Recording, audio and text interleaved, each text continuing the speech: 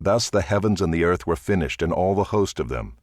And on the seventh day God finished his work that he had done, and he rested on the seventh day from all his work that he had done.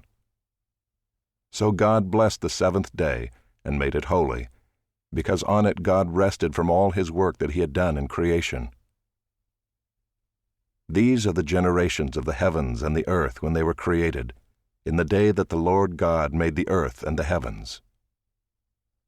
When no bush of the field was yet in the land, and no small plant of the field had yet sprung up, for the Lord God had not caused it to rain on the land, and there was no man to work the ground, and a mist was going up from the land and was watering the whole face of the ground.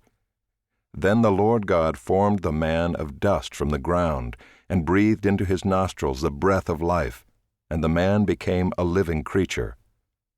And the Lord God planted a garden in Eden in the east, and there he put the man whom he had formed.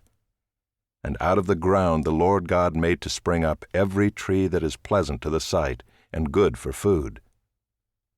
The tree of life was in the midst of the garden, and the tree of the knowledge of good and evil.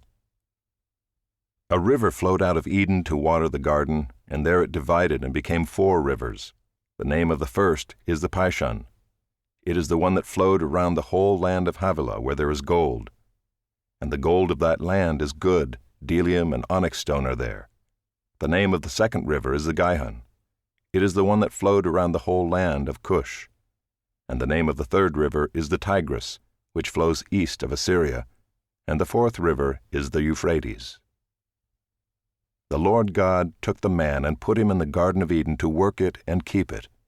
And the Lord God commanded the man, saying, You may surely eat of every tree of the garden, but of the tree of the knowledge of good and evil you shall not eat, for in the day that you eat of it you shall surely die. Then the Lord God said, It is not good that the man should be alone. I will make him a helper fit for him.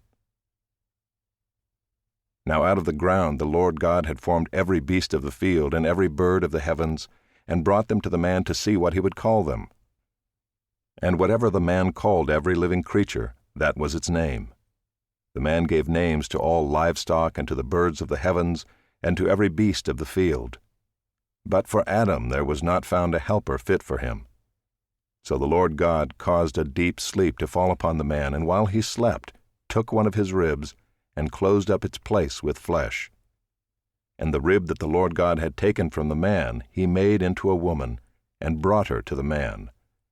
Then the man said, This at last is bone of my bones, and flesh of my flesh.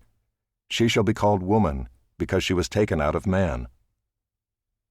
Therefore a man shall leave his father and his mother, and hold fast to his wife, and they shall become one flesh. And the man and his wife were both naked, and were not ashamed.